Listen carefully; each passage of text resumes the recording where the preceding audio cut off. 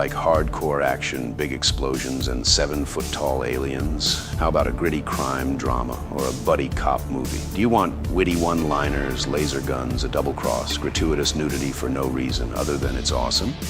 80s karate fights, fast car chases, and 90 minutes of a great time? Well, I have 4 words for you. I come in peace.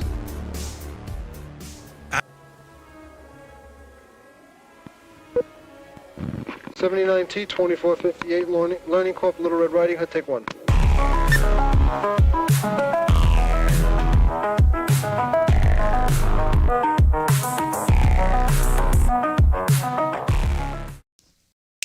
It's morning, fellas. It's morning in America.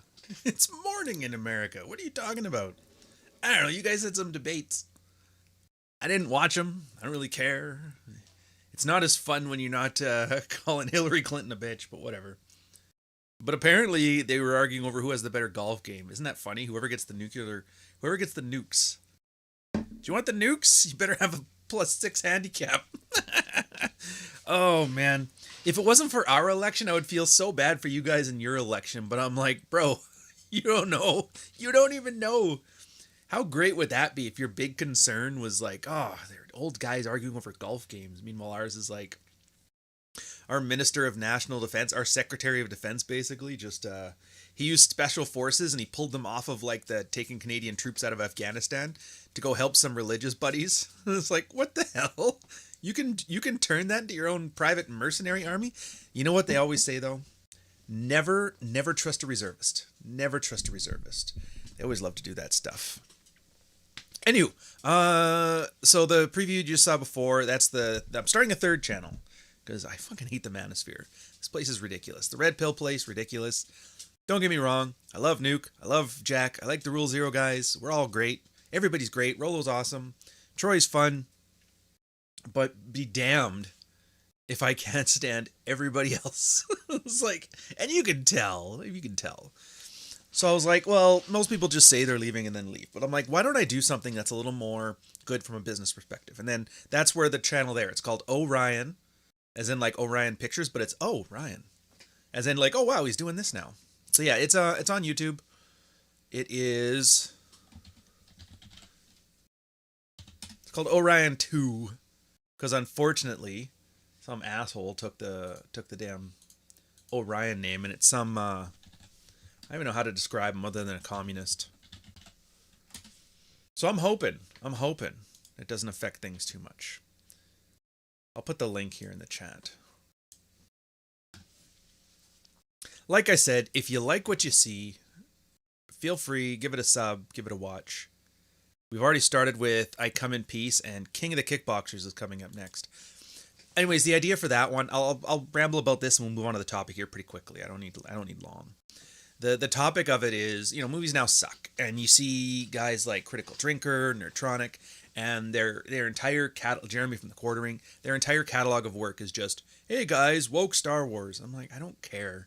Like I get it. The first one, it was great watching them dunk on Star Wars, but like after it came out 10 years ago and they're still bitching about it. And I'm just like, why don't you show me something that I would like to do, And then the other side of the coin is other people nostalgia. It's like, what's great? Everything before 1993. And you're just like, I don't think that's the take either, because Three Ninjas Kick Back was not a good movie. It wasn't very good at all.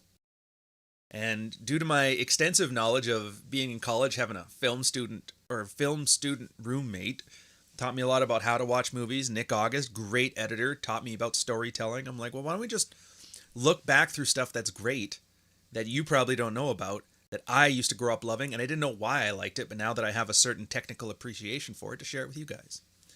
And it's great. It's like basic storytelling stuff, and this comes in handy for game too, because there's an old channel video I had. It's called Telling Better Stories.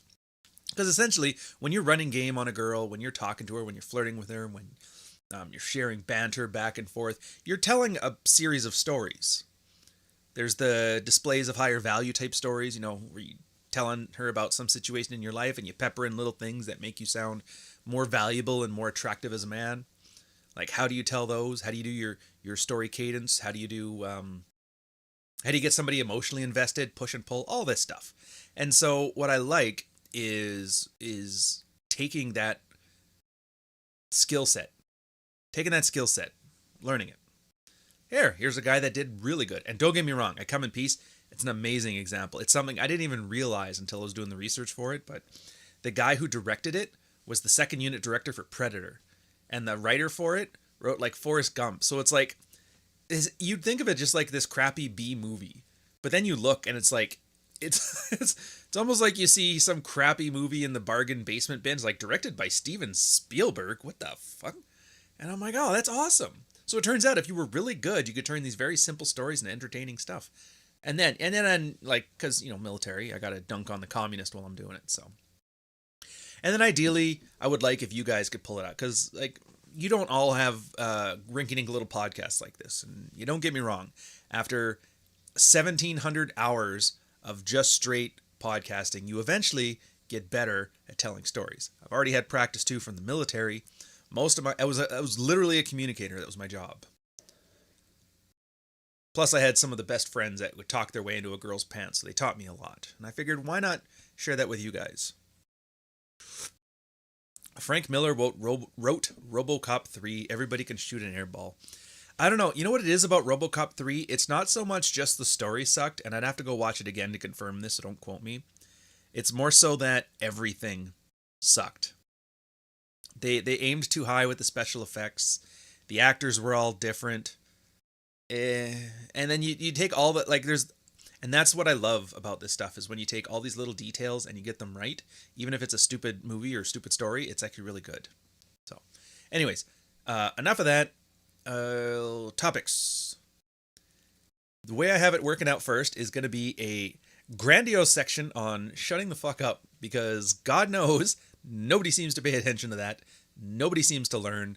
Nobody seems to remember. So I figured it's good to go back over that. If you haven't heard, you know what? I'll save that. Well, what are you talking about? Where'd this come from? I'll save that for later.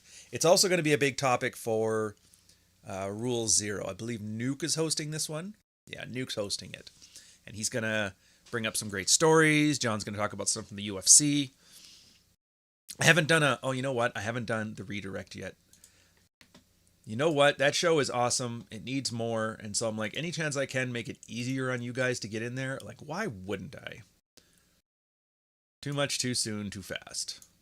It's funny too, because that's like, it's such a great topic. It's got such depth to it. Even though it's not a very like wide topic, it's very deep, because like our first episode of the Red Men Group was the same, or not Red Men Group, the Rule 0 was that Jordan Peterson, the Too Much, Too Soon, Too Fast. And now we've gone all the way to online streamers. So did Pat Stedman's passport officially get... Oh, it got revoked long ago. Long ago, sir. In the real world, I'm a filmmaker, so I appreciate what you're going for. Oh, that's awesome. Yeah. And here's the thing, too. So, like, for example, Andrew Tate's Romanian passport says he's a filmmaker. He probably has the ability to explain it on a technical level, like, above mine. I hope so. I hope so, if you've been doing this for a living. I like that. So you have that extreme technical definition of things. And there's a red pill. And I'm kind of like the red pill version of that. So I get it. And it appeals to a certain audience, like technically savvy people. And then there's the other side, the nerdtronic stuff, where it's like literally mouth breathing content. I want this one to fill kind of that middle zone where it's people who have a hobbyist or passing knowledge. So where it gets the technical ideas right, the terminology may be kind of weird, or maybe not like as sophisticated as you want, but it gets the point across. I kind of like that middle zone, so that's what we're going with this. Old Vaquero with €5.99 super chat. Ryan, have you done an ADHD test? Because I am 99% sure you're on the spectrum. Must love from Nepal. Yes, for real. To the most Islander-looking Irishman. I don't know. Okay. Ah, damn it. I can't believe I'm gonna.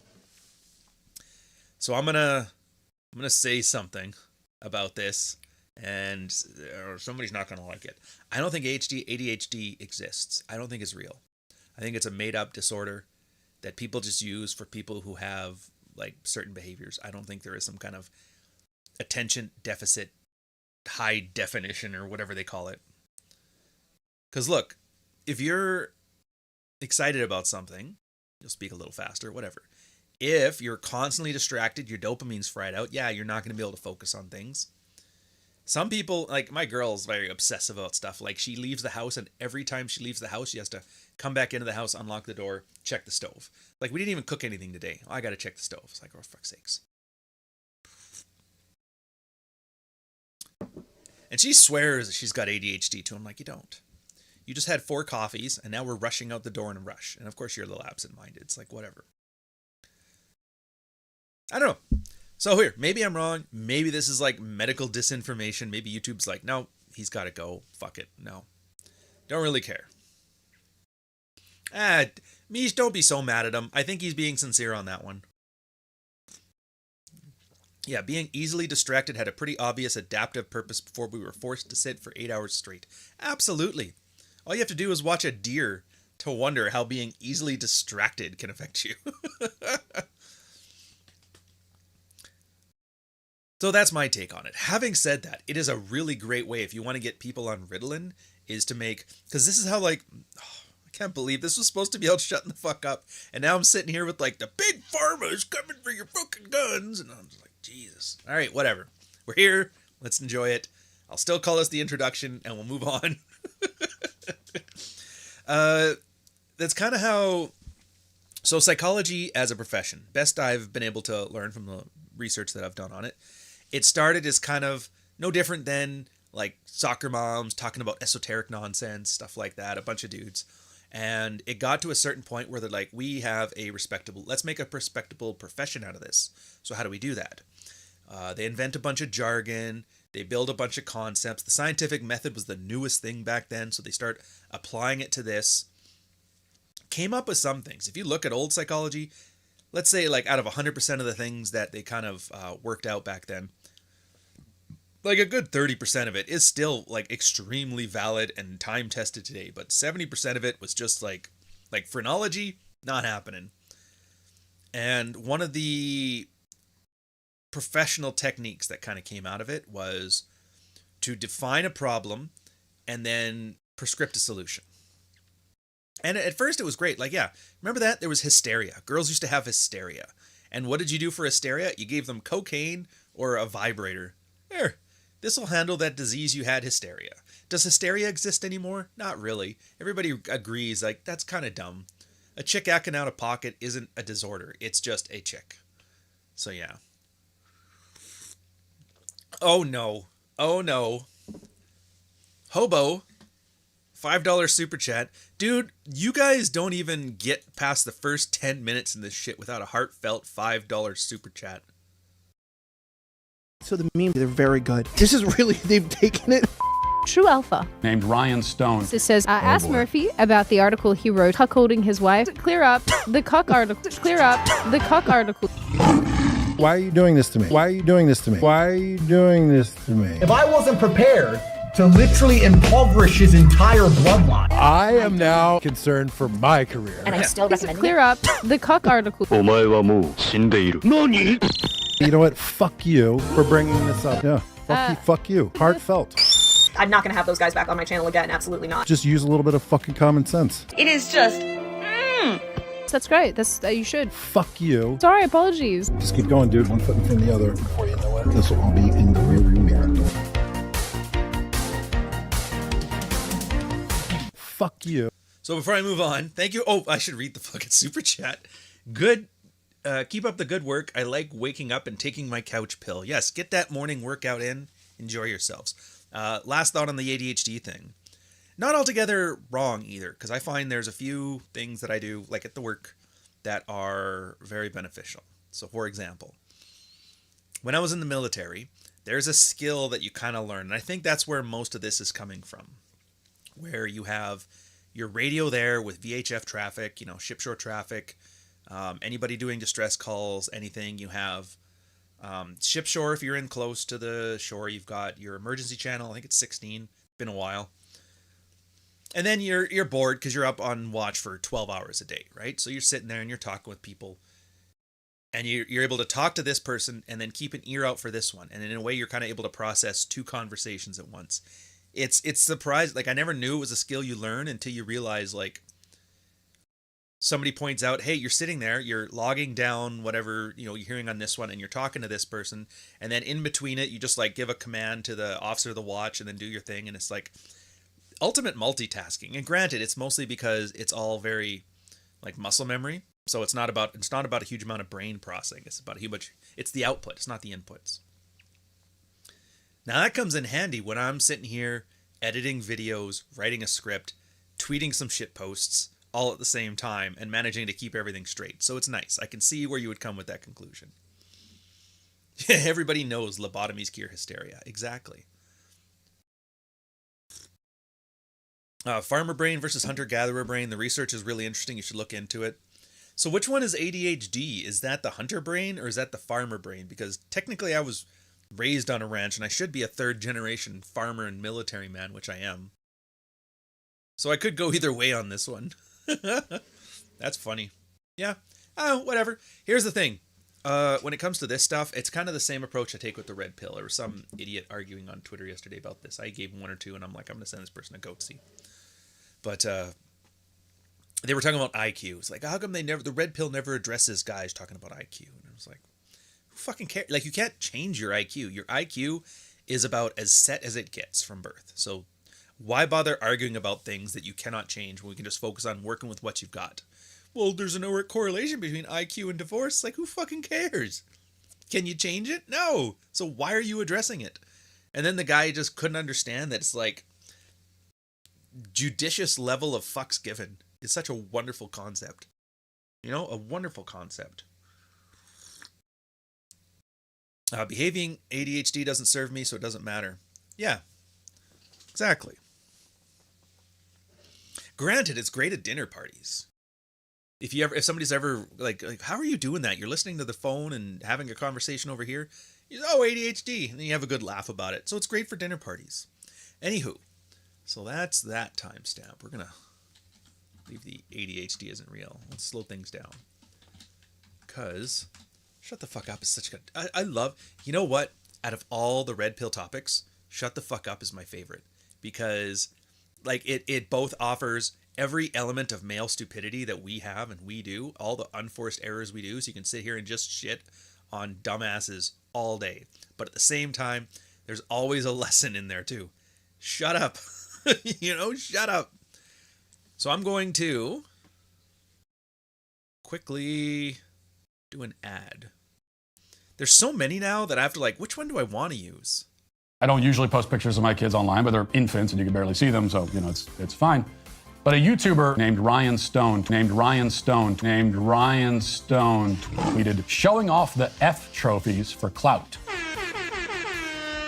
So the babies are trophies that I'm showing off. It's perhaps not a surprise that a picture of a proud father would be so upsetting to the sort of man who clearly never had one.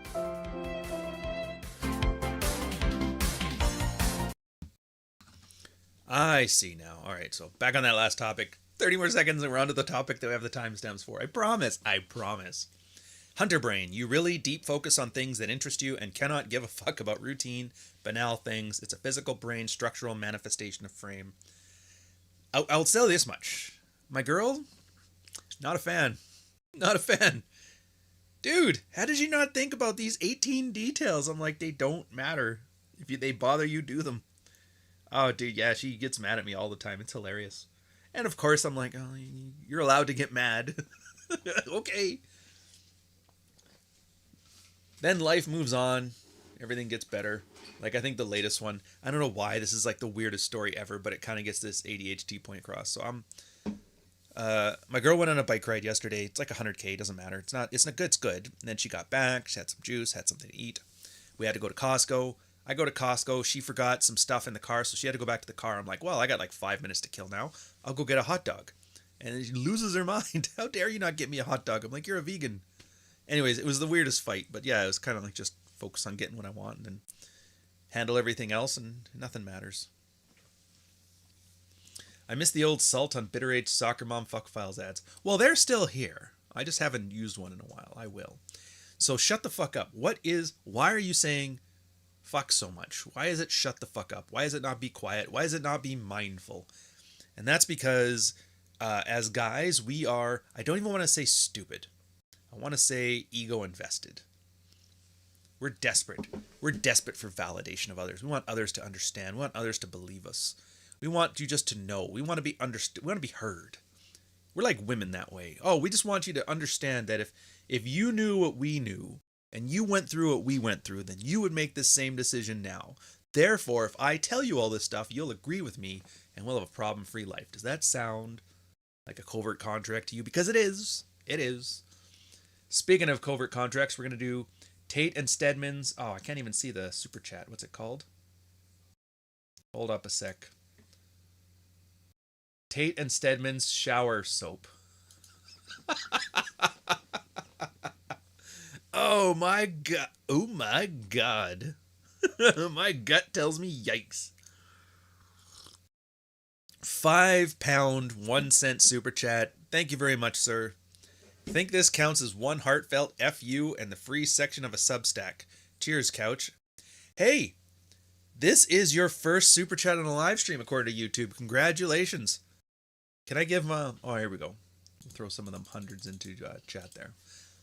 Finally, a reason to play with that button that for some reason is placed right below the most recent comment, which if I want to interact with the most recent comment, you have to like type a bunch of shit. It's so annoying. But anyways.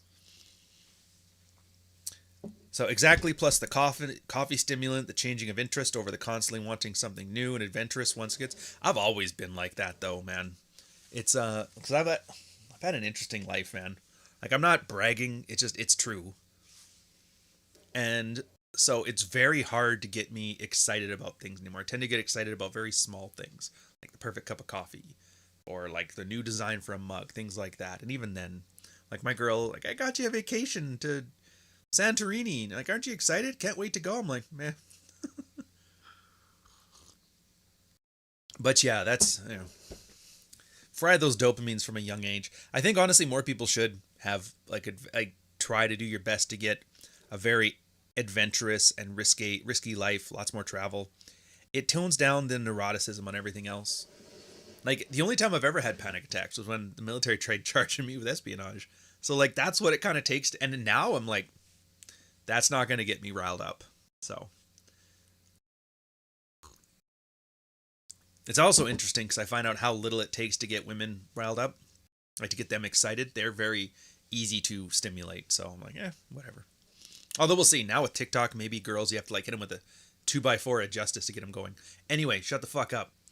Guys are ego invested. I'll just say guys are stupid as a shorthand, but you know what I mean. So we have this need to talk. We have this need to be heard. We have this need to be understood. Did we learn it from women? Did they gaslight us into it? Is this actually a part of the human condition? And we just attribute it to women?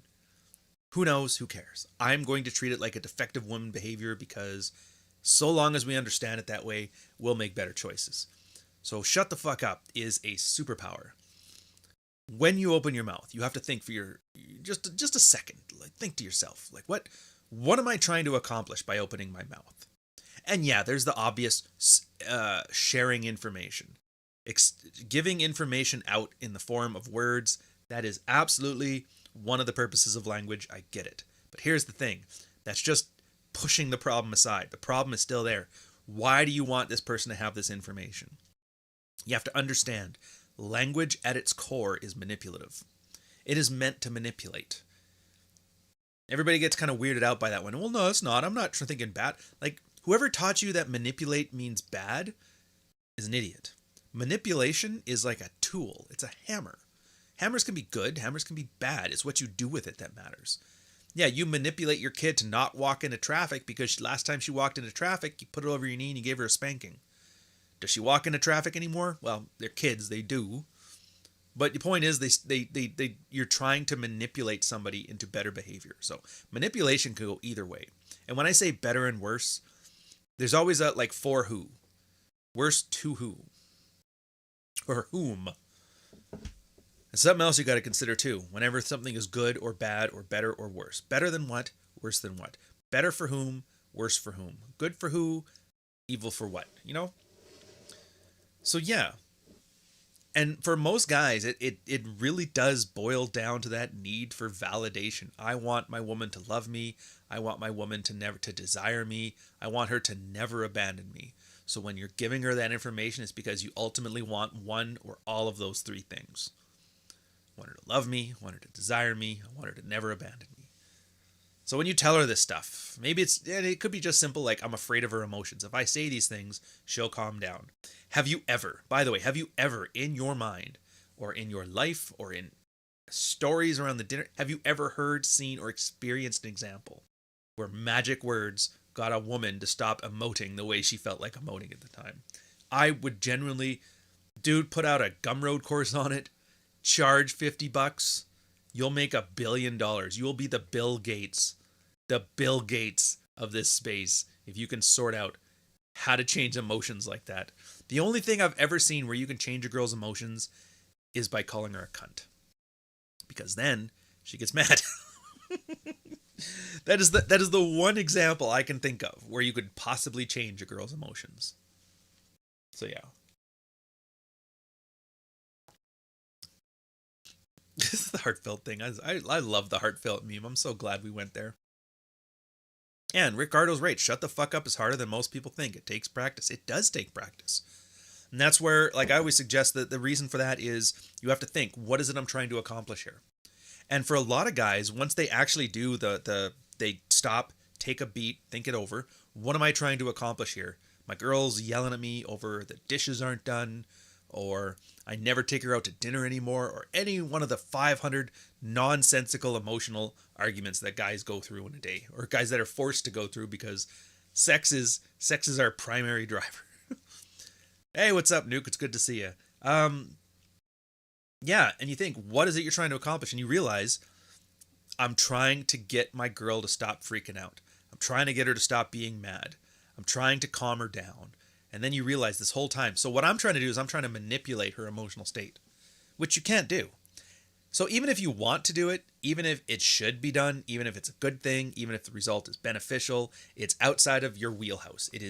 You are incapable of doing it. So why are you wasting your time? And then that's when the question changes. Like, why are you wasting your time? Well, now you put it that way. I don't like wasting my time. It's like, I don't like it either. But she's freaking out. It's like, yeah, okay, so you can't change that. So what do you do? But see what I mean? Like, and this is where I've always said before, the red pill, like a proper red pill, is never about what to think. It's always about how to think. And then this is the case of, like, taking some more deliberate action in your life. Yes, your girl's yelling at you. Yes, you understand that there's no way I can manipulate her emotional state by just talking to her. So what do you do? What do you want to do out of that situation?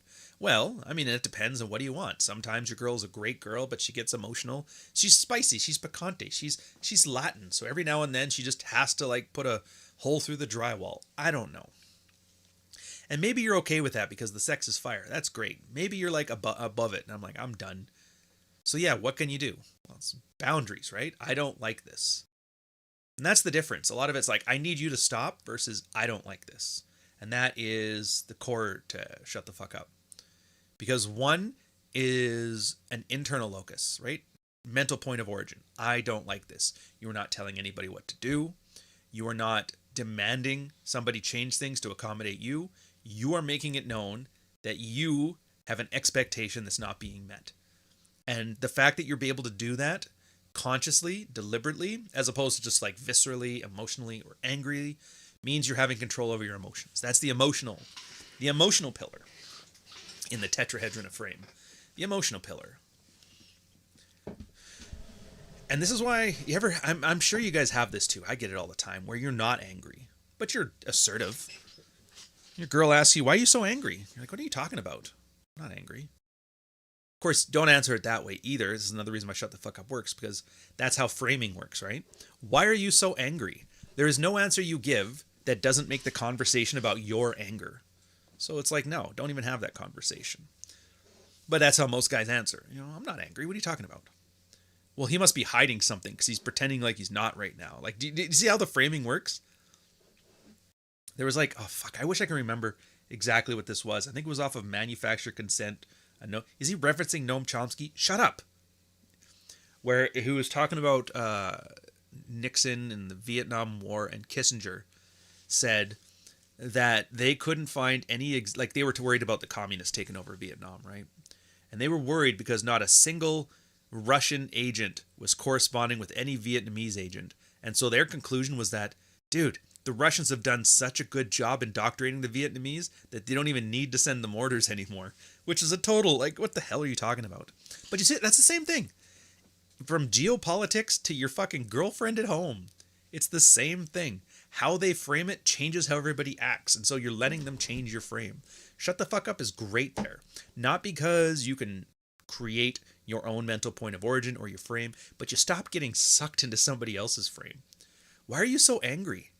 You're like, what? And you were daydreaming. It's like, don't talk about your anger. What are you talking about? No.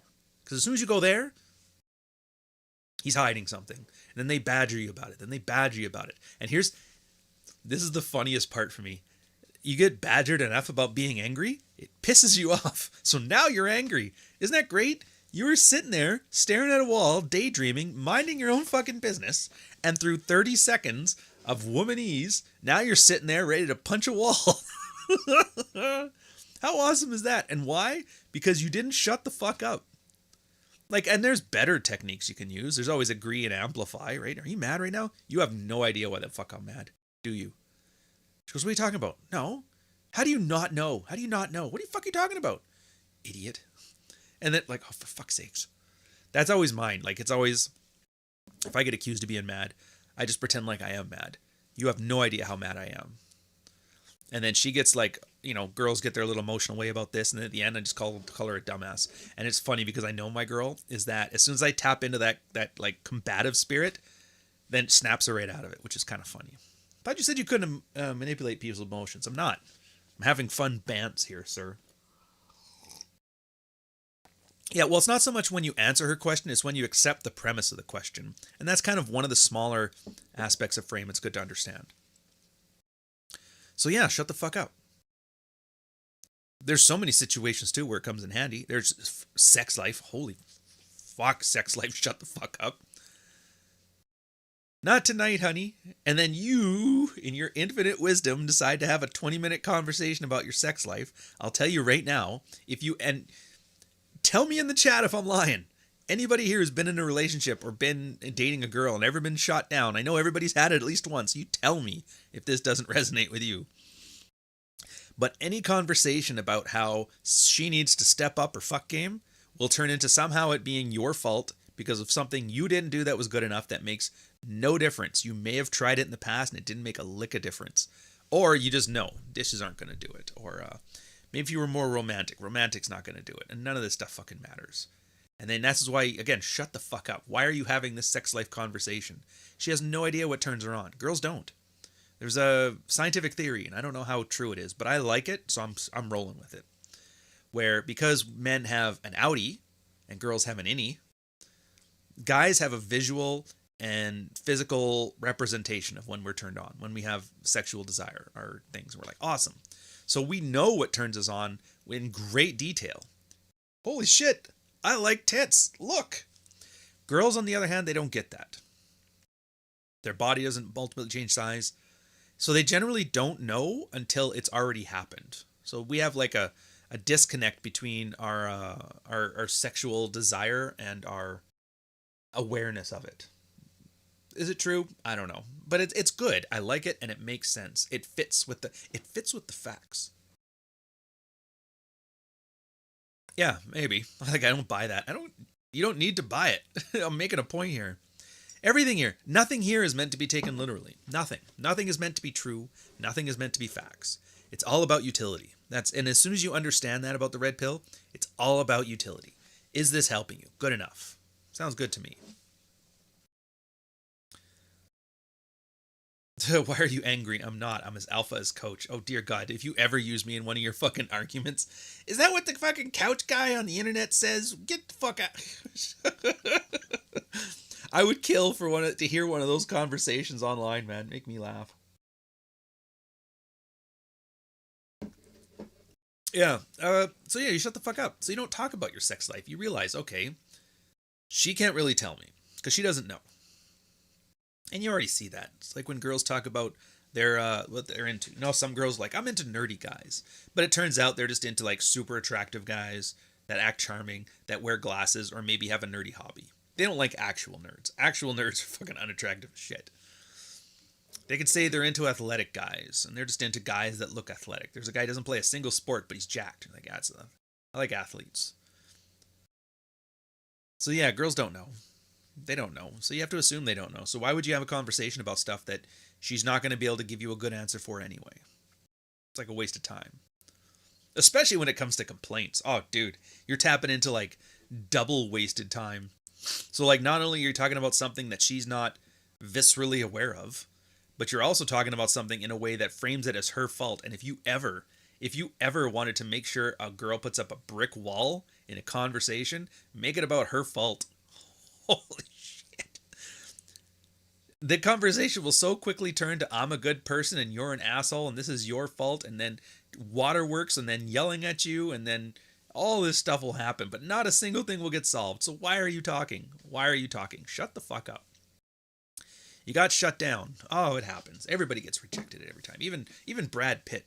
His kid's fucking doesn't even want his last name. Like, rejection happens. How do you deal with it? And that depends on what's causing it, right? Is it one rejection in a blue moon? Is it fairly reasonable? Like, oh, okay, yeah, she has cancer. I get it.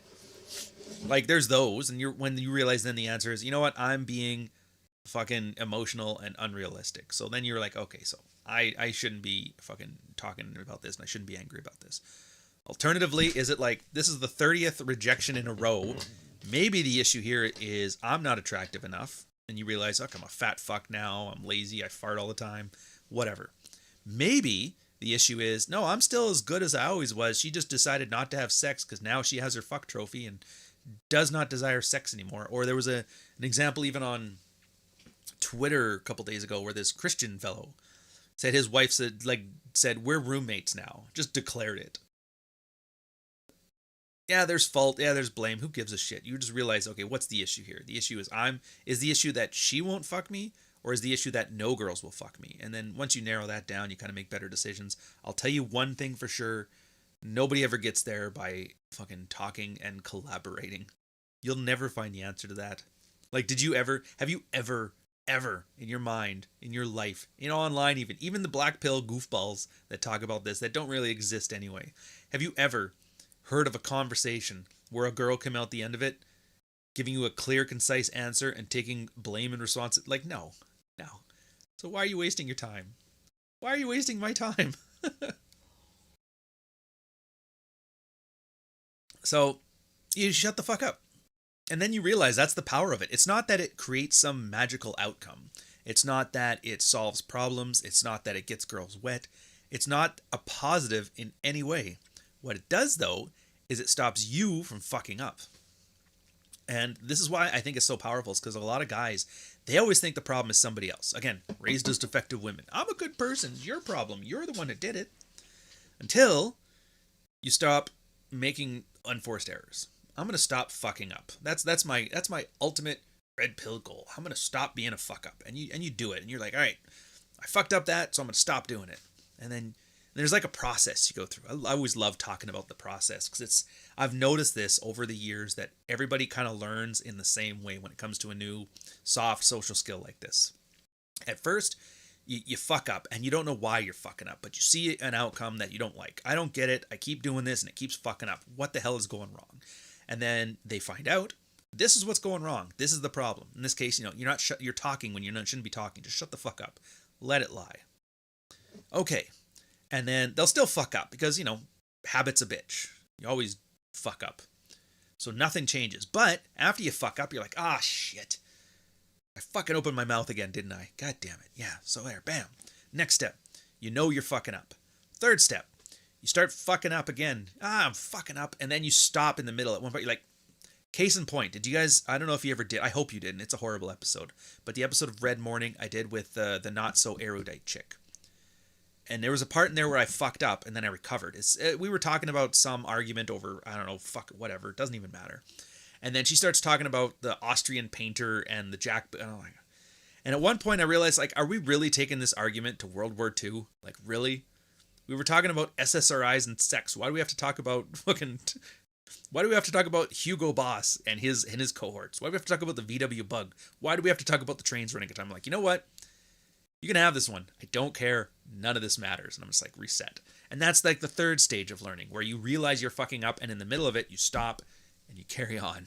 You just like, this is a pile of shit. You leave it and keep walking. The next step, though, this is where things kind of get interesting. This is where guys are about to open their mouth and they're about to fuck up. And they stop themselves. Were you going to say something? No. That one's great, because that's when you realize, oh my God, like I caught myself. I stopped fucking up and I caught myself before I did it. And they're like, yes, my first real win. I stopped being a fuck. You're like, yeah. Of course, then comes the next part where you just stop fucking up. I know I shouldn't be doing this, so I'm just not going to do it. And you kind of have to go through that process, which really sucks because most people don't understand it. They're like, either you have it or you don't. And it's like, it's not the case. You have to learn. You learn on a scale. And now some people are really good and they learn it quickly. Some people learn it extremely slowly. And I would argue that most people are learning it on the extremely slowly side. The extremely slowly side. So part of it is patience. You have to have patience, both for yourself and for the person if you're swapping notes with them, right? You kind of make them aware of it, and it's just repetition. It's the same as anything. Muscle memory. What was I going to go with this one? Oh yeah, the patience part. So you gotta have patience. Gotta accept that they're learning at their own pace. One of those things that really was annoying in field reports where they don't learn that proper patience is guys will make that fuck up. And they know they make the fuck up. And this is one of the few, there's a few ways I've seen it kind of branch off into unproductive behavior, and this is one of them. I fucked up, and you fucked up. You know that stage 2? And then they'll come to wherever they're swapping notes. They're talking to their buddies at the bar, they'll talk to their dad, they'll talk to the people in my Patreon, or the married red pill, or this chat, or somewhere. And they'll treat it like a Catholic confession. Guys, it has been 6 hours since I fucked up my sexual red pill shit. And then they'll mention, yeah, she said no, and I argued about the sex life and blah, blah, blah. And ultimately, the way they put it is they want you to call him an asshole. They want you to yell at me, call me an idiot, show me how stupid this stuff was. It's a Catholic confession thing because they want absolution. They want forgiveness. And then the idea of if you yell at them, you call them an F slur, if you yell this stuff at them, it makes them feel better. Okay, I deserve that. So I did something bad. I got chastised by the couch, and now I can move on. And I hate that. Like, I sometimes do, but I'll always preface at the end. It's like, look, now you came here because you wanted to get yelled at. You got yelled at. Do you feel better? Like, no. Well, you do, but that's not the point. The point is you don't want to do that. You don't want to have that framing method at all, because now that you've gotten permission to be a failure or a fuck up or whatever, you're going to do it again.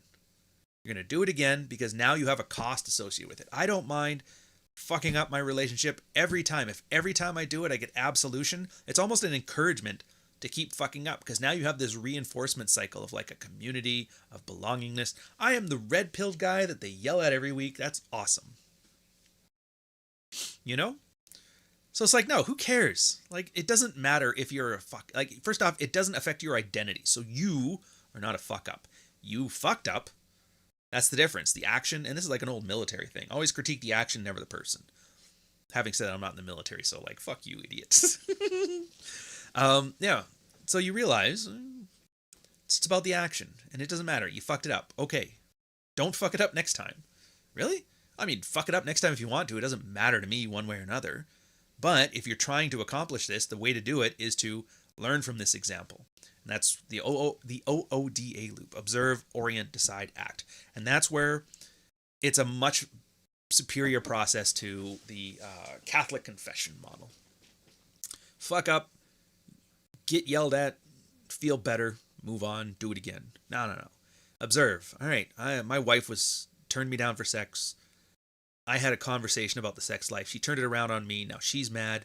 And now I'm jerking off in the bathroom all pissed off. Orient. What is it I'm trying to do? Well, I'm not trying to do that. Decide. All right, next time I get shut down, I'm not going to have a conversation about our fucking sex life. And then act. The next time you get shut down, you don't have a conversation about your sex life. What do you notice from that? You observe that. Okay, what happened? Well, we didn't argue about it. We actually fooled around 15 minutes later because she was in the mood, or she just needed to get in the mood. So, don't be pushy, fool around a little bit, maybe watch some TV. Then afterwards, we go to Pound Town. That's great. Orient. Was that a good thing? It's not the greatest thing, but got laid, didn't care. All right, decide. What am I going to do next time? Well, let's work on the next skill. Let's separate sex from intimacy so I can be more flirtatious and I get rejection a lot less. Sounds good. And then you act on it. But you see what I mean? You take your ego out of it. You take your identity out of it. You just focus on learning skills. And that's all this is. The mental models, it's about learning skills. What skill do I want to learn today? I want to learn how to fuck. All right, let's break down fuckology into its constituent parts. Don't be unattractive. Be attractive. All right, let's break down don't be unattractive into its constituent parts. Hence, shut the fuck up is the greatest don't be unattractive skill that you can learn as a man in your own relationships. How great is that? Yeah. Speaking of which. Charles Bukowski, Jordan Peterson, Neil Strauss. I like these guys. Add some salt to cover up the bitterness of middle-aged soccer moms and put in the oven for 45 minutes. Optionally, you can take from all this stuff what you want and leave the rest. So enjoy Fuck Files. 15 lessons from a decade of women, now on audio. So I see you guys using examples from fiction, and I would caution you on that. You're mentioning Arthur, you're mentioning Don, I think somebody mentioned, if you mentioned Don Draper, I'm like, bro, did you read Fuck Files? Did I go over Don Draper? Was it Archer? I see Hank Moody and, I don't know, Henry Cavill, all that. Look, here's the problem with using, so there's a benefit to movies and literature and stories and that. A lot of times an author will express an idea, a theme, a tone, and they can be useful, or just the meta process of storytelling. But once you start looking to the stories themselves as guidance, you got to remember, when you're looking at like Hank Moody from Californication, you're not looking at a realistic scenario. You're looking at a contrived scenario that the author gave you. Now, the author could have a good idea about how it works. He could be delving into his own personal relationships and just writing them for the screen, in which case they are accurate. But here's the point. They might not be. You are putting your faith into an authority. That author, that scriptwriter, that screenwriter, that director, that actor. You are relying on them to be the authority to give you utility. And that's a lot of trust to be putting into somebody who does not have your best interest at heart. Especially since, dude, like, what was the joke? The Star Wars joke is that the people who did the original Star Wars were raised on samurai movies, westerns, and went to World War II. The people who write the new Star Wars films were raised on Star Wars films. And that's the problem, right? Like the first group, they have a wealth of knowledge. They're bringing in there. There's something you can learn from it. Sure. The second group, they're just a bunch of nerds that are taking a photocopy of life and they're applying it. So if you want to take that risk, go for it. But I will tell you right now, because it's addictive. There is way more examples in film and book and radio shows than there ever is going to be in real life. Because, 100 years and people do it, it has a level of permanence. But actually going out there and experience things or having a friend that experiences, there's far less of them. Especially as a content creator, you notice this, that like how long did it take before Donovan fucking Sharp went from talking about sexual dynamics to watching Love Island and breaking down the red-pilled lessons from Love fucking Island? And I'm like, out of all the media to pick, you had to pick the most manipulative form of content out there. Reality fucking TV. The editor edits things. Things don't happen. They happen out of order. The looks are different. The whip pan doesn't make any sense, but it makes a compelling story, and it's all made up. Nonstop Dre, $2. Dr. Disrespect needed couch. Love his streams. Couches or Dr. Disrespects? Because that's where I'm going to go with this one. Actually, you know what? We'll make our own little... We'll make our own little one for him. Single moms. A horrible position that's not my problem. So I don't need long for this. So we're not going to take long for this. If you don't know, there's this guy on the internet called Dr. Disrespect. He is, I don't know if he's like where he ranks in the most popular streamers. I know he's up there. I think he plays like Call of Duty Warzone, shit like that. Does tournaments. His persona is that of like a generic 80s action figure. He's wearing like a tactical vest. He has a mullet, a fake mullet, a mustache. Bret Hart glasses, and he talks like he's in fucking Commando. So and I'm giving you some background before we get into this. So he was banned from Twitch, unexplained banning from Twitch. What the hell was that? And everybody was really quiet about it. Nobody said shit. So as soon as like nobody was spreading the tea, everybody assumed the worst. Oh, he's got to be diddling kids. Oh, he must have murdered somebody. Oh, he's doing coke on stream. I don't fucking know. And then it came out. Then he sued Twitch, and they settled out of court. He got paid. So it was like, oh, maybe they did some cringe shit, and he was in the wrong, and he got canceled. So nobody knew. So everybody speculated. Anywho, one of the former employees at Twitch was promoting a ticket for some event. I don't even know what the event is. And his way of drawing attention to it was like, hey, remember that Dr. Disrespect shit that happened a couple years back? Well, I got some tea for you. By the way, here's my tickets. And the way he put it is that the Dr. Disrespect guy was using the Twitch private message feature, and he was messaging minors. I think he said, I don't know if he said minors or minor singular. Anyways, that was his thing. And so if you don't know much about the internet, know this. Like, every guy on the internet is desperately looking for anybody to be a Zionist. And every girl on the internet is desperate to find anybody they think is a pedo. It's like the quintessential, oh, everybody's either Jewish or a pedophile. It's like, Jesus. Paranoia runs rampant. Witch hunts galore. Holy shit. For me, I'm like, you know what? I'm going to reserve judgment. As much as I've seen Twitch streamers or like online people decide, yeah, that 16-year-old sounds great. Like, I've seen that. But I've also seen a lot of guys raked through the mud. Even Harvey Weinstein. Nobody liked him. He was razed to the ground. Acquitted of all charges. In other words, not criminally Me Too'd or whatever. Not criminally assault. I think Cosby was the same thing too. So like, the red pill, the guy in me knows that people weaponize shit because they love to hate on men. On the other side of things, I know there's a lot of scummy people out there, like Andrew Tate with his trafficking women shit. So I'm like, I'm just going to shit post this and reserve judgment. And a bunch of guys were jumping on it one way or the other. Now, here's the thing. You can't change people's speculation. People are going to speculate. If they like you, they're going to speculate in your favor, which he had a lot of guys like Jeremy from the Quartering and all and that whole squad of everybody that everybody thinks a lol cow. They're like, man, he didn't do nothing. This is a witch hunt, whatever. Then the other side, you had guys like Dick Masterson and that, and a bunch of the chicks going, oh, he's definitely diddling kids, like, fuck, yeah. And everybody was speculating. Now, here's the reason that this ties into this whole concept of shut the fuck up. Something I learned actually in the military. I had a TOPS, I don't know if I still have it. Like, it's the current one's expired, but I think I'm still held to the standard, so it's been a while since I've looked through the regs on it. But yeah, level 3 top secret security clearance. And the one thing they tell you is when somebody is, even if they're spreading information, whether it's true or it's not true, shut the fuck up. Because if they're spreading true information or they're spreading untrue classified information, like it's classified but it's untrue or it's true, anything you say will give more information to the recipients of that information. So for example,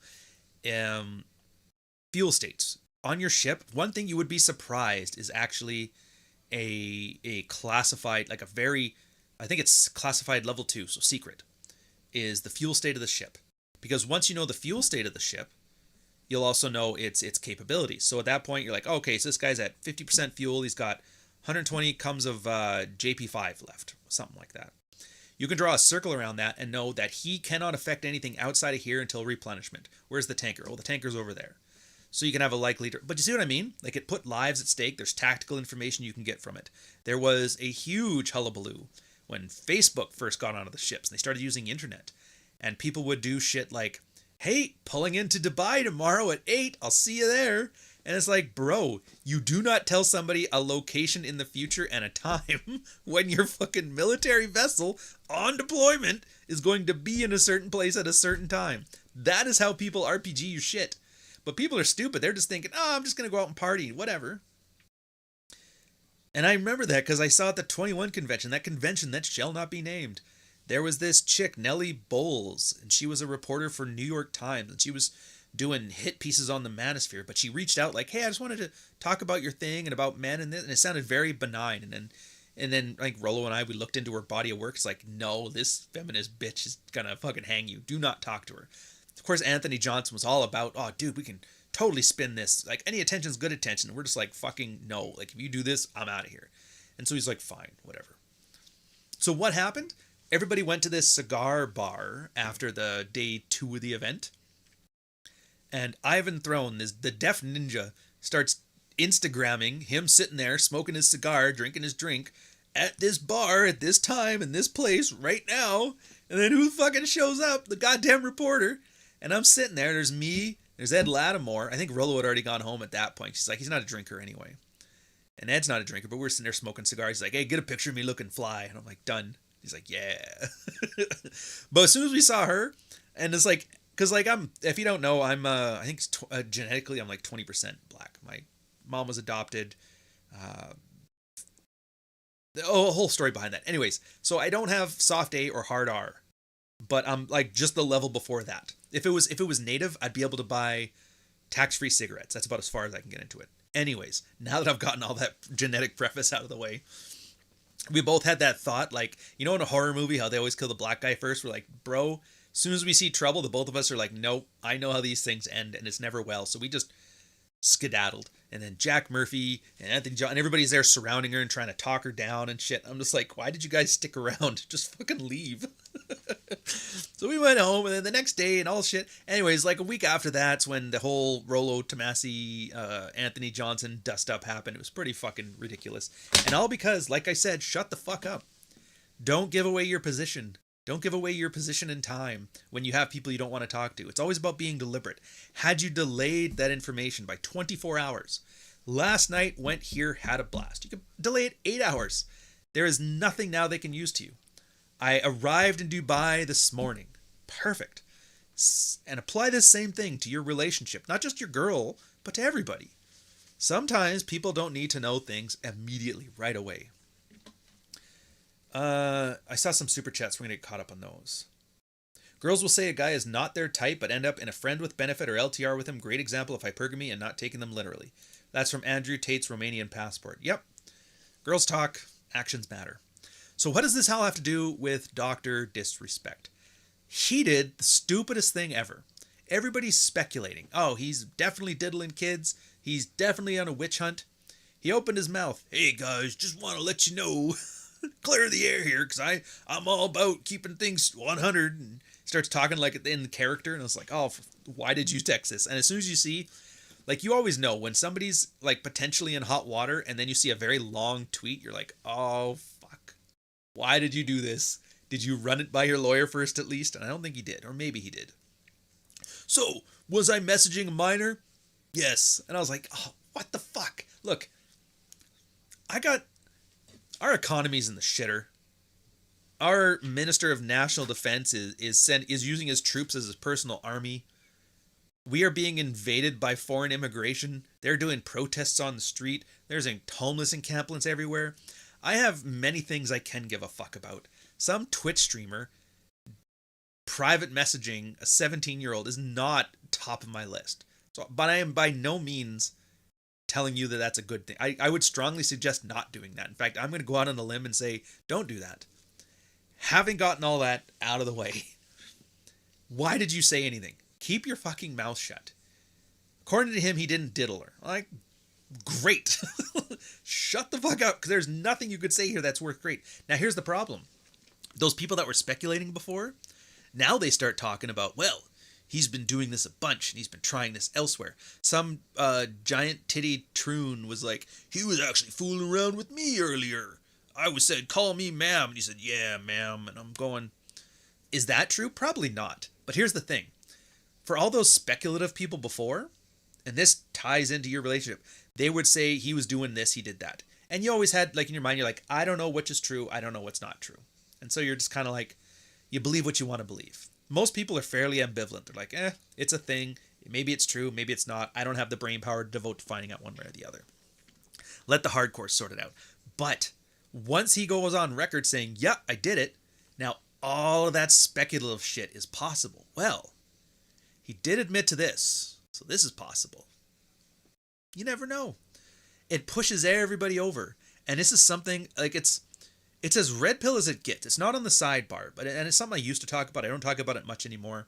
Back when the Jordan Peterson and the cancel culture shit was just like Me Too was throwing around Nelly and Stallone, and Peterson was doing all this, and everybody's attacking everybody. Vox Day, Ortho Dark Enlightenment Catholic, I don't know what his niche was called, but he was a science fiction writer.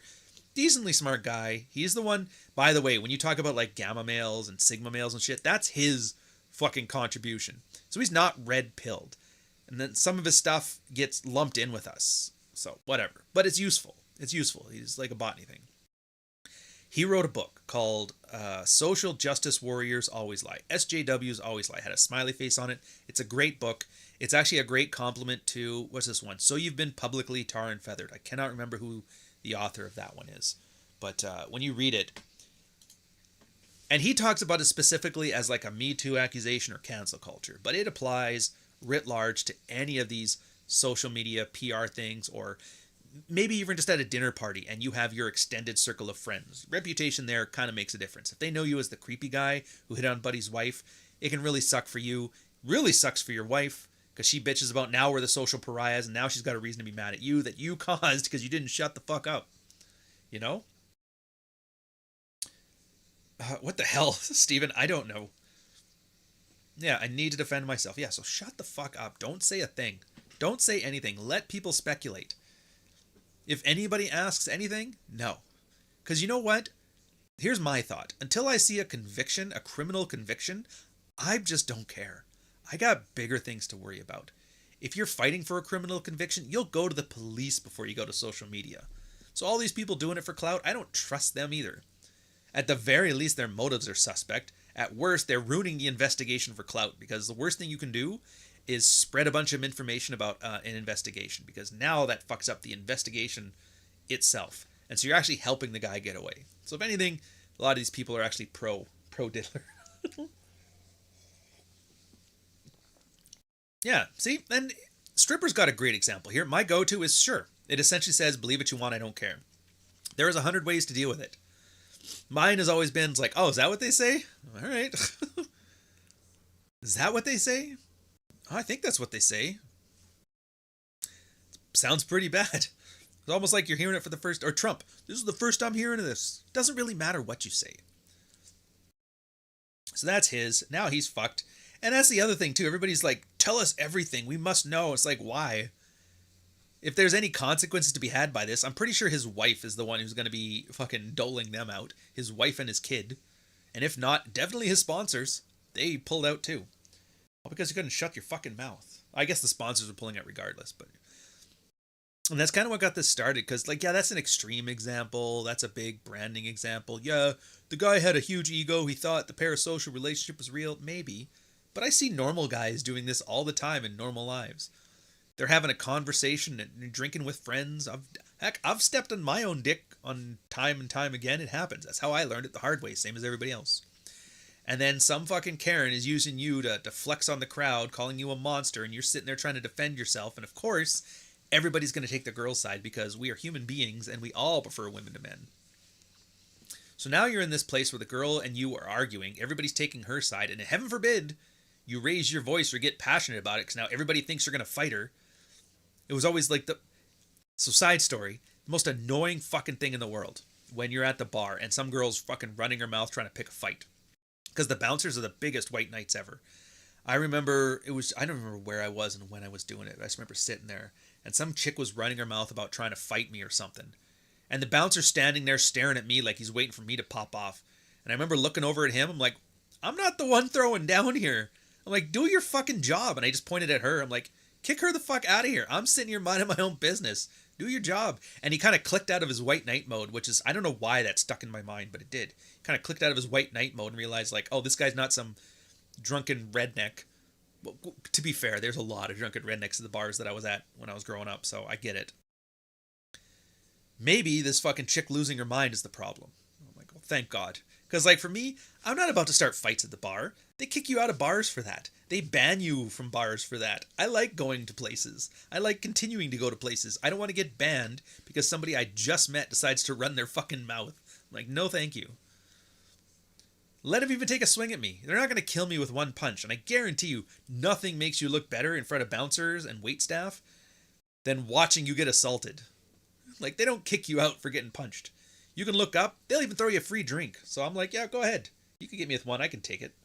But you're not alpha if you take a punch. It's like, maybe.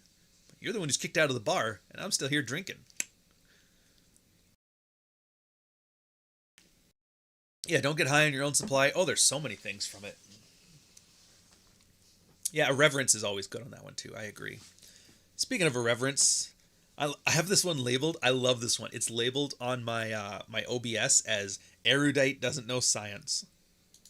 I've talked to Ryan Stone once. I'm pretty sure the whole conversation I pushed him like pretty hard. What was hard, Ariel?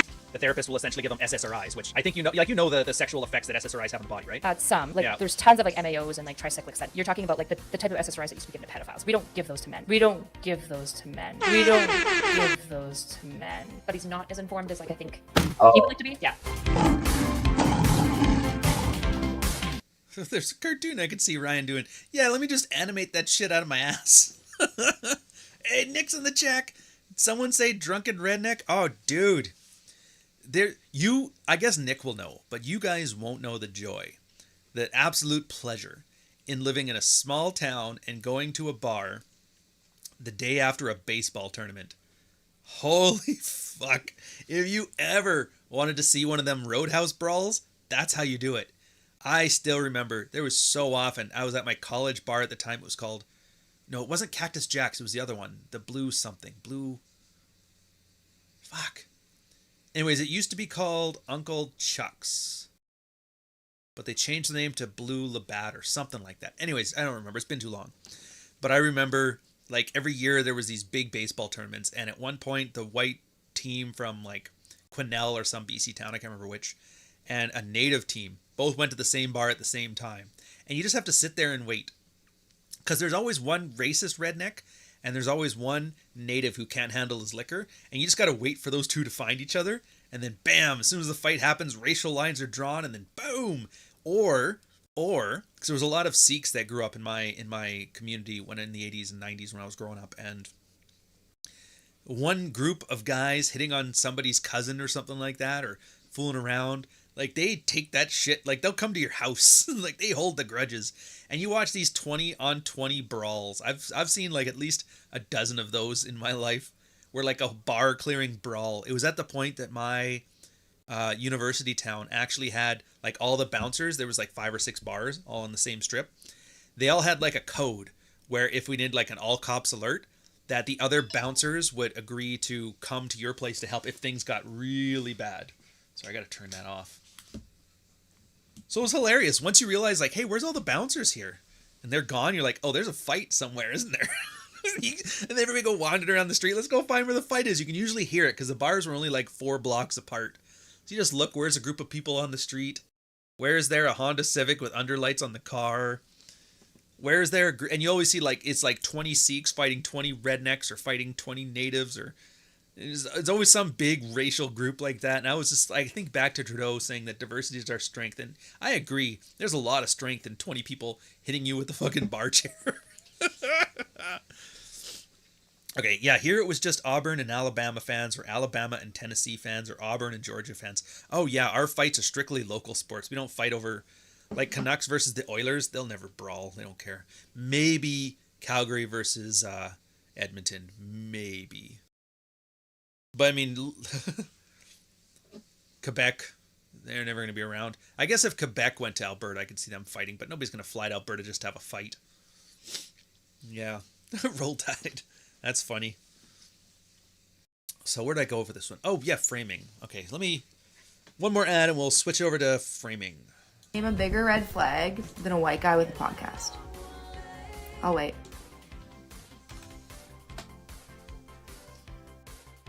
I am not impressed. I will have you know, I'm like 80% white. The podcast is goddamn good, and I don't want you anyway. You got random Iroquois art and not art on your walls. You're not my type, sir. Or madam. I don't know, you allowed to say any more?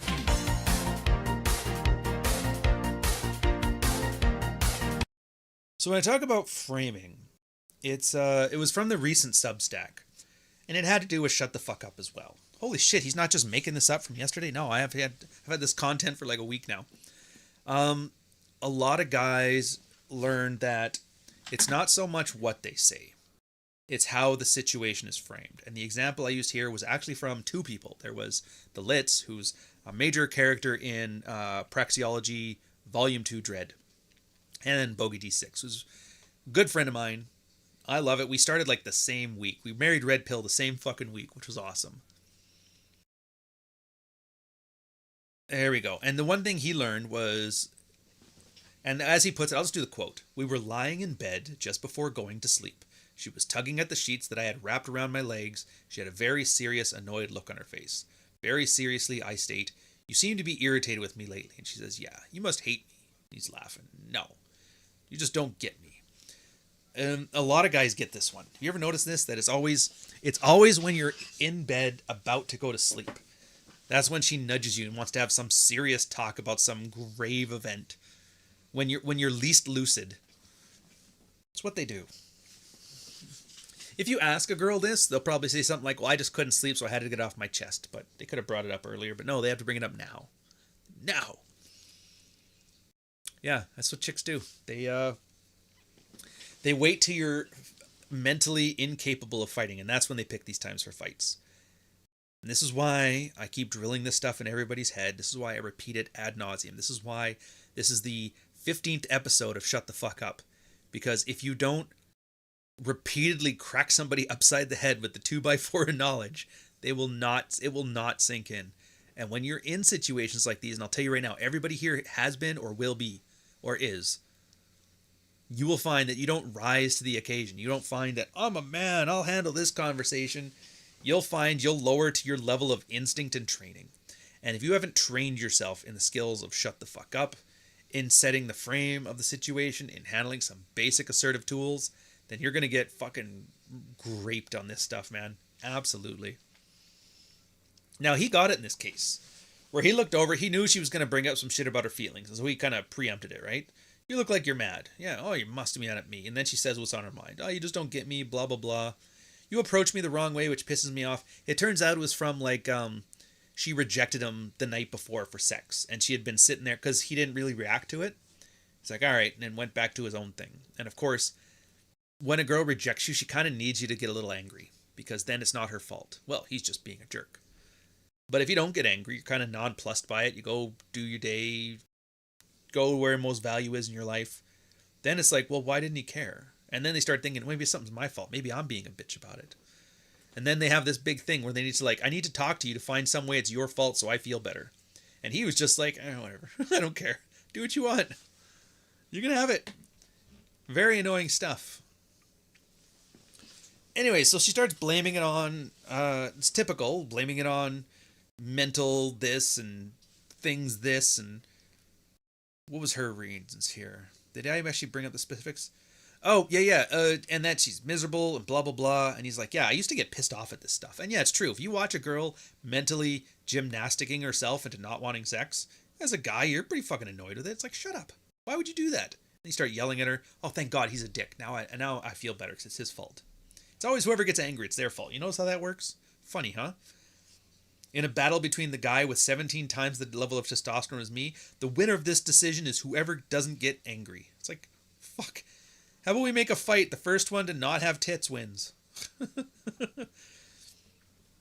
So she talks about being miserable, and he kind of realizes, like, look, I can't make you unmiserable. That's a you problem. That's something you're going to have to sort out. I'm fucking happy.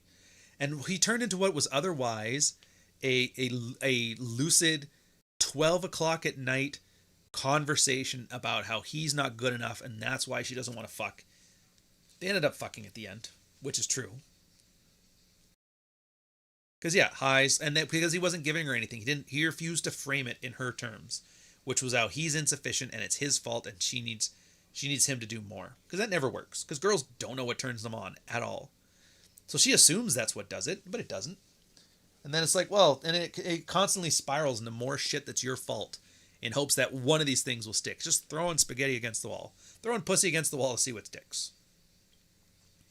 And in his, he kind of just cuts to the core of it. All right, you're miserable. Well, I'm happy. So whatever it is that you did, you need to fix that.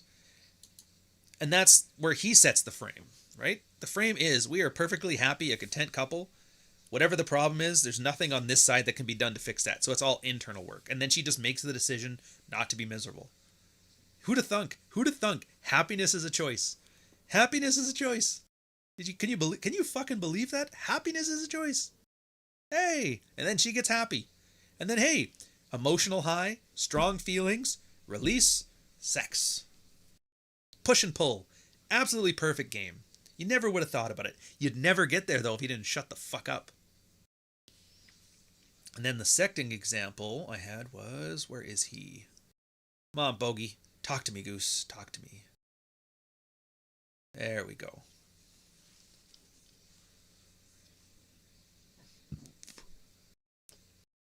So his story is interesting too, and I got the link to the Substack here. Do yourself a favor, go check it out. It's not pinned, so you have to skip to like an hour 15. You'll see it in the chat there. Do I have timestamps? Oh, there is timestamps. All right. It's at 10:19 a.m. Eastern Standard Time. I don't know why they gave me that timestamp, but whatever. Anyway, so he's kind of working through his ability to hold boundaries. And the big one of it was him and his wife, and it was spending. And I love it because there was this, like every now and then you see a story where a guy has like a moment where he realizes he gets it, where everything clicks. And for him, he showed it one day and it was just the funniest shit, man. It was a picture of his wife leaning forward. Like, you know that the Smooth Criminal Michael Jackson video where they're doing this shit? She was doing that in front of like a Louis Vuitton store staring at purses, and then she decided not to go buy one. And it was right then we realized, like, she gets it. I'm fucking getting it. I'm the hypergamous best option. She decided to put her spending on things because he was earning a lot of money, but she was spending them out of house and home. There's a whole bunch of more to it, but it's not really important for this. But yeah, it was the same thing. He learned, like, stop having these arguments. Shut the fuck up. Just dictate how things are going to work. And she tried it again where it was Christmas time and she wanted to spend more on the family. He just said no. And that was it. He didn't explain it. He didn't defend it. He didn't rationalize it. He didn't excuse it. Just no. This is any broken record. This is what we're doing. No. She gets a little mad, whatever. She starts begging and pleading and crying. No. Doesn't matter. No. Now she can do it. Like, he can't stop her. Any money you have in a communal account, you have to consider it a gift. But at the same time, he's like, all right, yeah, if you do that, I'll fucking nuke this shit. And he meant it. Because she was already at the point where, I think when he first started, it's because she was trying to file and she had let him know before she did the paperwork and that. And so his point was like, well, what do I do now? And then when he got to there, it was funny too, because like at the time he didn't want to separate. He didn't want to. And then they did the work, and then she decided to go back and love him and all this stuff. And then at that point he was like, you know what? I would be okay if we separated. And then that's when the whole dynamic changed. It went from her wanting to leave him to him being okay with leaving her if she acts out of pocket. And then, you know, she just stopped acting out of pocket.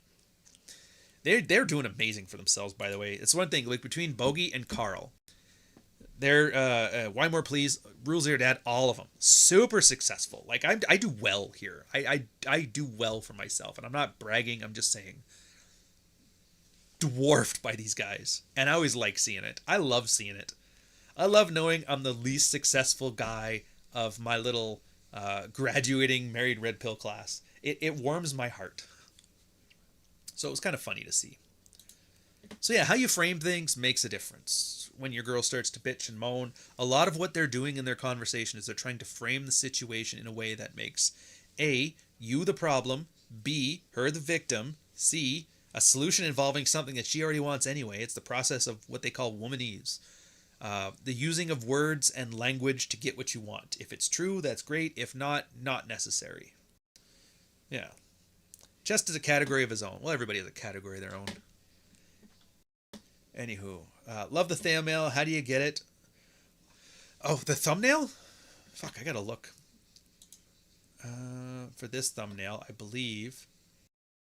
Oh, I know the one. So I had it's partially AI work. On one, I gave it a prompt, something to the effect of I want Akira riding his bike, but then I remembered my Arizona iced tea hat, the pink hat, and I'm like, how about me in a pink Hawaiian shirt and baseball cap in Akira? And I was like, yeah, that works. And then the other one was just a lot of guys have been coming with like T-Rex memes and art and stuff like that. So we kind of designed a bunch of that. And then I mashed them together, put some overlays on it. So yeah, it's not my most creative work. Louis Vuitton. It's Louis Vuitton. Or Louis Vuitton. If you really want to be French about it. Go hello, casually flexing. You're a competent man who can do labor instead of hiring somebody. F you. Ouch. Okay, anyways, we're going to move on to submissive. You want to tell me why the majority of people that voted yes, I can be submissive are men? Just want to talk a little bit about why I love women. And the majority that said no are women? I would love y'all to ponder that for a fucking second! I love how they always make sure, by and large, they shower the feminine energy that girls put out. It's magnetic. You think I can be submissive? I adore it. So I set aside some time here at the end. We got another 10 minutes or so to keep this thing going. I usually just do bants, but I was going to talk about movies because, you know, the second channel, go subscribe, watch the video. You're going to love it. Next one's coming out once I get it done. It's a slower paced release schedule, so I'll get there. But it's good. Every video there, I want them all to be evergreen, no disposable stuff. It'll be a lot of fun. When you start to appreciate movies for what they are, it reminds me, I've mentioned this, I think I mentioned it on Patreon. But like deliberate action. Things are done for a reason. An example I like using is, it's coming up in the next video I do on that channel. It's called King of the Kickboxers. It's a great movie. It's Billy Blank's, it's essentially his first movie. If you don't know who Billy Blanks is, you're missing out. And it was made by a Hong Kong company. And if you don't know, they do things a little bit differently. A lot of their, so if you watch old American films, a lot of it is based on like Western theater. The way things are staged, the way people are set up, things look like sets. Because that's how movies started. It was kind of like theater people eventually just had a camera and they started applying the camera to theater, making it like an audience member. Before they learned a lot more sophisticated techniques, French New Wave, yada, yada, yada, it doesn't matter. Same thing with the Chinese. They had a lot of Chinese opera in Hong Kong, and then a lot of things are influenced by it. Added to that, there's multiple languages. When you move a movie in Hong Kong, you have to automatically know it's going to be translated into Mandarin, Cantonese, and English. So it's kind of similar to a spaghetti western. If you guys don't know the old Sergi Leone videos, like every actor did his dialogue in his native language. And then they would just use ADR to record the English things afterwards. That's why the audio sometimes seems a little weird when you're watching The Good and the Bad and the Ugly. But because Clint Eastwood became a mega superstar, that whole like really cheesy genre became like film auteur du jour, right? So the 80s and 90s action stuff you see, like your Cynthia Rothrock, your Billy Blanks, your Jet Li, your Jackie Chan, Bruce Lee, all that stuff, they didn't quite get that same level of superstardom. So they're kind of left in like, oh, it's just some crappy B movies. But if you really watch some of the better ones, they're right up there with the spaghetti westerns. King of the Kickboxers, I think, is a great example of it. And the reason I talk about it is because you see the acting in it, and it looks so hammy, right? It's everything. The guy's laughing like boisterously. It's very chewing up the scenery kind of stuff. You're like, why are they doing this? The acting is horrible. But and I'll explain it in the video when it comes out, but you realize like this is done on purpose. Because have you guys ever watched anime that's dubbed instead or subtitled with the original voice actors?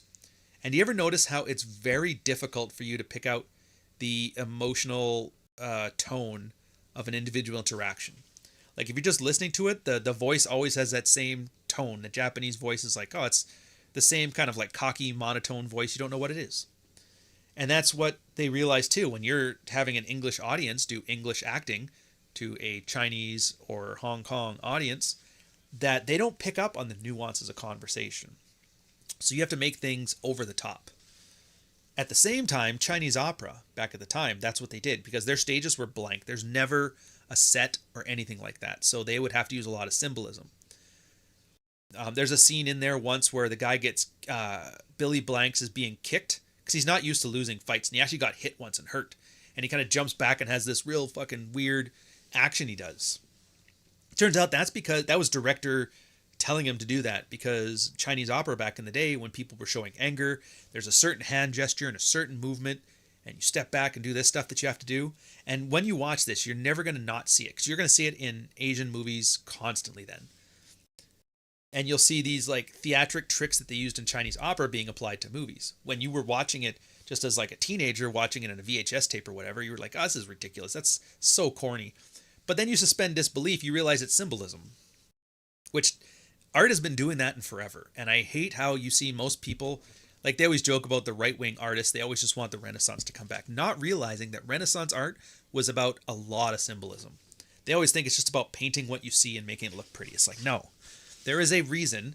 There is in your Renaissance painting about the birth of Christ or whatever, that you see a pathway shaped like a cross with a closed door in the front.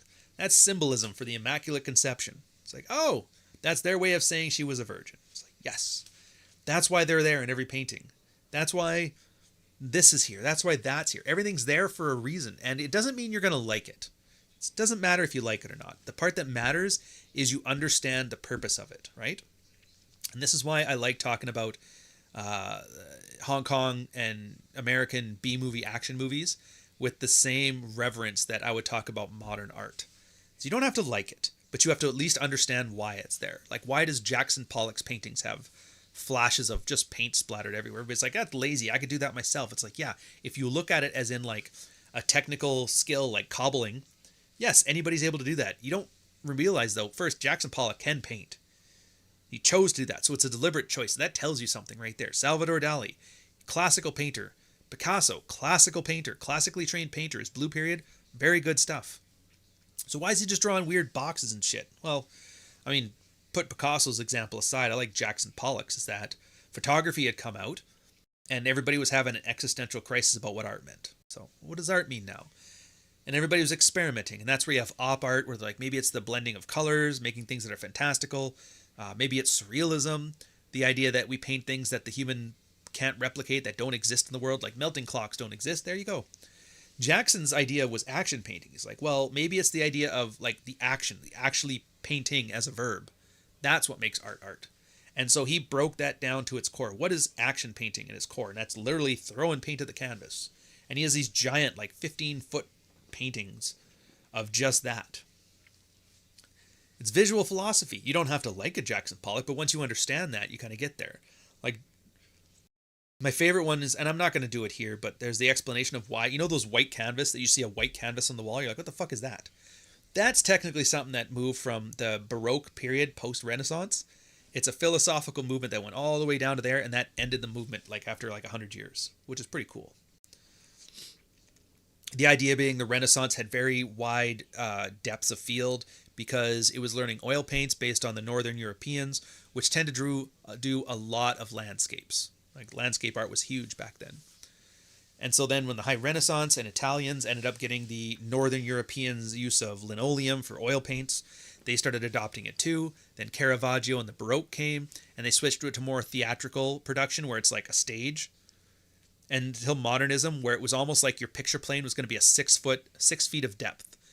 And then artists were trying to one-up each other. Well, if the thinness is what separates us from the past, and they kept making things thinner and thinner and thinner, and then things started becoming more and more abstract, until finally the entire movie culminated in a single blank white canvas. And I was like, that's awesome. So you don't have to like the white canvas, but once you understand how it gets there, you learn to get an appreciation for it. And that's what I'm trying to apply with a Billy Blanks movie.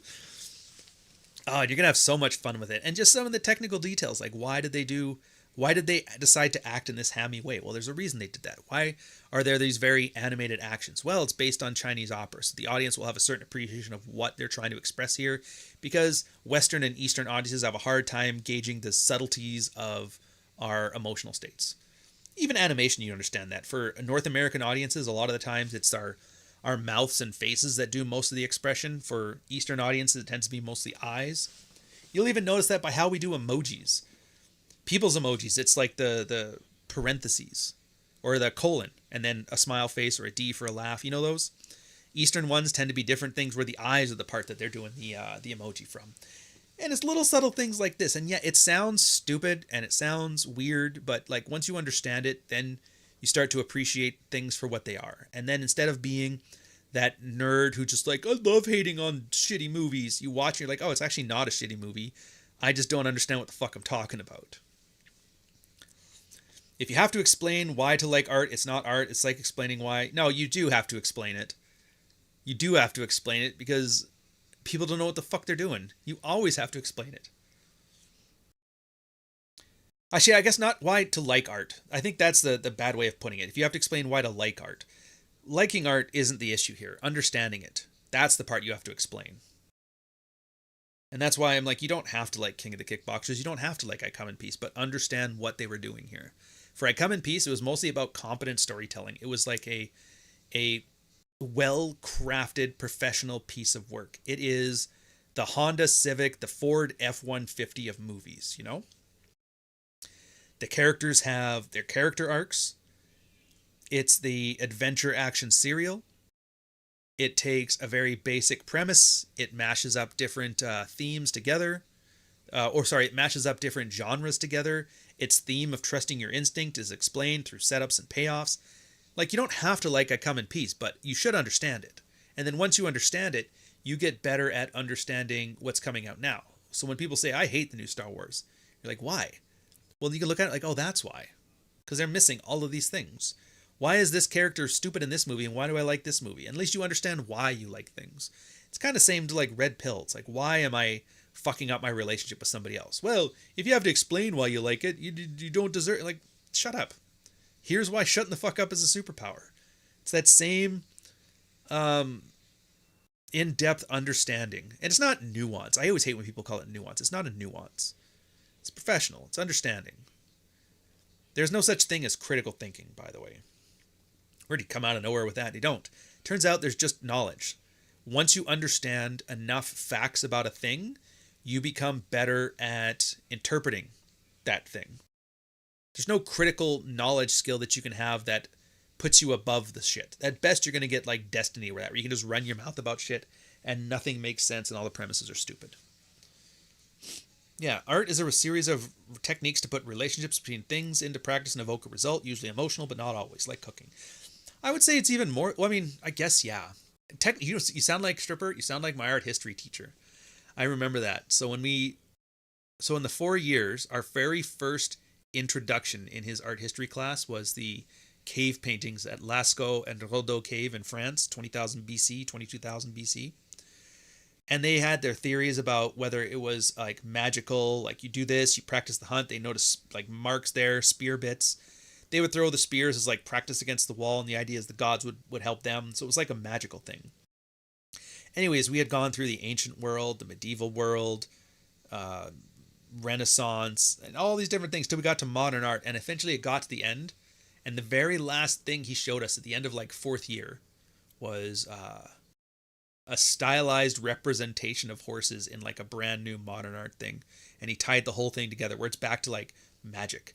So it was one of those guys, like, you know that one artist that does like all those colored umbrellas and he sets them in a field so it looks like a magical thing? Somebody had done something similar like that with horses. And he goes, we're back to basics, where stylized representation of animals in the wild as like a magical way to elicit like a good emotional response. And I was like, oh, funny is that? It's nice. You don't have to like it. It's just about understanding it. And then for me, it's not about just teaching you, and like I can make this shit sound stupid and dry, and that's fine, but you have to entertain. So like if I can't make you enjoy 30 minutes of Dolph Lundgren fighting a 7-foot-tall alien with a laser gun, like if I can't make you enjoy that, then I don't know what the fuck I'm doing here. Arshan, Alpha D avant-garde manosphere surrealism. Yeah, I don't talk like this much. Don't get me wrong, I would love it, except for 2 things. One, the kind of people who love talking about this shit are fucking insufferable. I cannot stand it because they like talking about how smart they are instead of talking about the material. I fucking hate it. And then the people that aren't insufferable hate talking about the material. So I'm caught in like, well, I can't talk about it because everybody who talks about it's an asshole, and everybody who doesn't talk about it's pretty cool. Rusty Fuel, there are no cave paintings of the vegetable hunt. Fucking guy. All right, so that's it. Hope you guys enjoyed this episode. Let's throw some fun in here. We've made fun of some people. Let's hit some ads back to back. Ian, what do... not Ryan Stone. I think he's the most important guy in the world. Ryan Stone. Give a fuck about Ryan Stone. Me and him have gone back and forth. Blah, blah, blah. Ryan Stone does not pass the 6-foot test. He's not even a man. So I don't give a fuck with Ryan Stone. Dude, I love some of this goofy shit. I totally forgot about it. We know that these videos really prey on vulnerable young men who have not had many experiences in dating.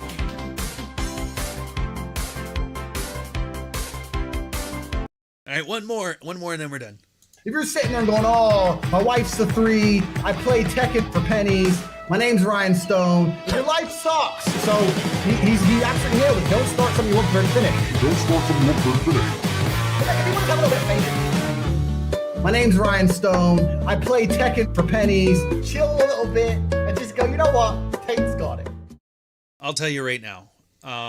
Lundabon? Harry Potter? No, I've never actually watched a Harry Potter.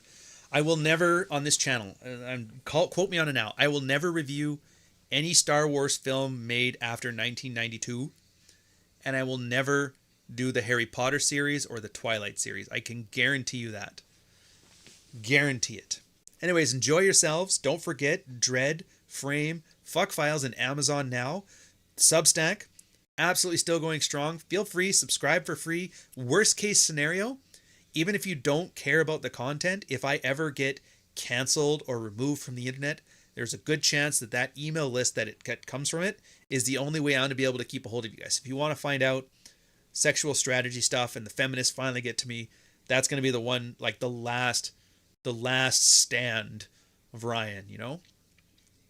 And yeah, Orion too.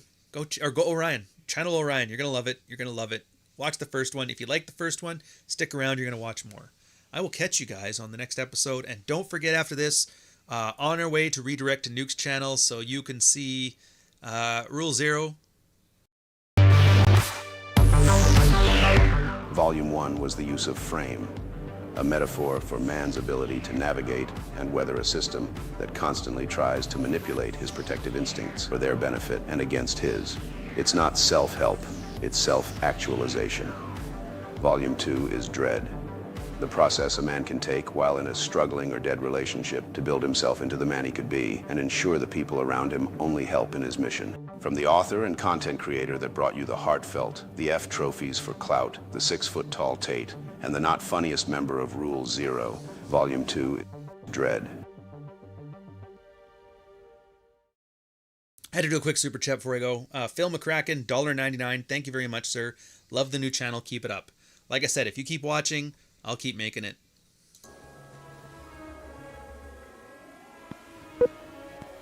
'79T 2458 Learning Corp. Little Red Riding Hood. Take 1.